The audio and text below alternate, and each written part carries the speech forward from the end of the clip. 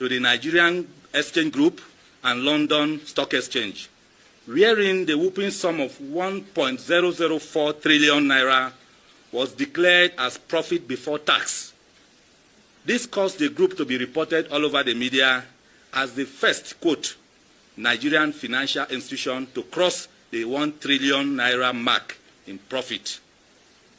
It is our finding that these figures, as contained in the audited statements, are mere conjectures hurriedly put together by Segun Julius Agbaje and his team to deceive the Securities and Exchange Commission, the Financial Reporting Council of Nigeria, the Central Bank of Nigeria, and even the customers and investors into believing that it all is well with GTB, even when it is not. Ladies and gentlemen, there is no gainsaying the fact that Guaranty Trust Bank Limited has become notorious over the years for engaging in deceptive accounting practices to artificially inflate profit figures. For example, no substantial pieces of evidence was presented by Segun Agbaje to support the assertion that GTCO PLC made over 1 trillion naira in profit as at 30th June 2024. Even at that, it is very possible that the figures were generated through the process called round tripping. This is a process where funds are moved in and out of the bank through different accounts or entities to create an illusion that there are legitimate transactions going on in the bank. The combination of this process and other unethical issues, business practices, within the bank points towards the direction of systemic corruption, fraud, and money laundering, which we have asked the media, anti-corruption agencies, and the government to further investigate. It is feared that such ugly situation, if not properly checked, could have the tendency of not only undermining customers, investors' confidence in the bank, but pose significant risks to the stability of Nigerian financial sector. Surprisingly, Segun Julius Agbaje did not tell Nigerians that the corporate image of GTB Limited has been terribly battered and shattered in many foreign countries where it is in operation. He lied by stating in the recent audited statements that GTCO PLC ensures compliance with disclosure requirements under the disclosure and transparency rules of the UK Financial Conduct Authority, FCA. The truth is that Guaranty Trust Bank UK Limited was sanctioned by the same FCA to pay a financial penalty of £525,000 for breaches of Principle 3, Management and Control, of the authority's principles for businesses between 19th May 2008 till 19th July 2010. In another development, the FCA imposed on Guaranty Trust Bank UK Limited a financial penalty of over £10 million, pursuant to Section 206 of the Financial Services and Markets Act 2000. As usual, the bank agreed to resolve this matter at the earliest stage, and they got a 30% deduction from their fines. This brought the total money paid as penalty by GTB in UK to the sum of about £7,671,800. The FCA, in justifying this financial penalty, which was paid with customers and investors' funds, mainly from Nigeria, it was paid before 24th of January 2023. The FCA stated that Guaranty Trust Bank Limited again failed to put in place policies and procedures to prevent and detect money laundering. FCA considered this repeated misconduct to be a direct result of the inability of senior management staff within the bank over a prolonged period of time to formulate and implement an effective plan capable of addressing the weaknesses identified in their anti-money laundering law and other financial systems. Finally, Finally, ladies and gentlemen, our investigation took us to the Bank of Ghana, where we discovered that the foreign exchange trading license of Guaranty Trust Bank Ghana Limited was suspended for a period of 1 month with effect from 18th March 2024. The press release dated 4th March 2024 indicates that the said license was suspended as a result of various breaches of the foreign exchange market regulations, including fraudulent documentation in foreign exchange operations.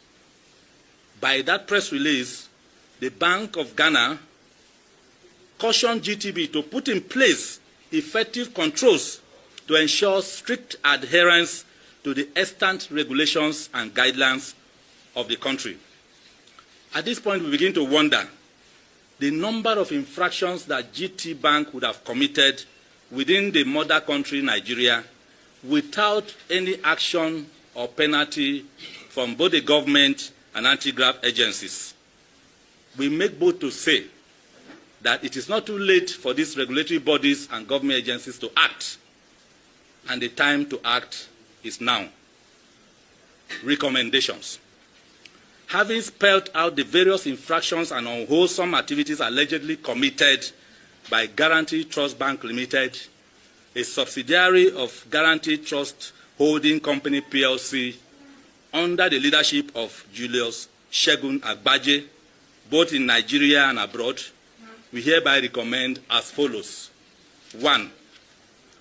That the Governor Central Bank of Nigeria should forthwith dissolve the board and management of Guaranty Trust Bank Limited. This will pave way for thorough scrutiny of accounting books of the bank with a view to ascertaining its level of compliance with relevant banking laws, regulations, and guidelines.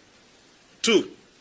That the Governor Central Bank of Nigeria should immediately suspend Segun Julius Agbaje as Group CEO of Guaranty Trust Holding Company PLC and retrieve from him all files or documents relating to Guaranty Trust Bank Limited to avoid interference with further inquiry into the issues raised in our private investigation report. 3. That if found wanting in any area of corporate governance, the Central Bank of Nigeria, acting jointly with the Economic and Financial Crimes Commission, the ICPC, the NFIU, the DSS, should decisively deal with Segun Julius Agbaje and prosecute him, just like Mrs. Cecilia Ibru, who practically milked the defunct Oshoni Bank PLC dry, even before the banking consolidation era under Obasanjo regime and Goodluck Jonathan's regime. Number 4, that the Nigerian Deposit Insurance Corporation, Securities and Exchange Commission, Nigerian Stock Exchange, as well as Financial Reporting Council of Nigeria should urgently step into the affairs of Guaranty Trust Bank Limited with a view to safeguarding customers' and investors' funds and portfolios before the bank fails completely. 5, that the Senate Committee on Banking, Insurance, and Other Financial Institutions, working with the House Committee on Banking and the House Committee on Banking Regulations, should jointly or individually on their own convene a public hearing whereat Segun Julius Agbaje will be summoned to appear and defend the weighty allegations contained in our private investigation report.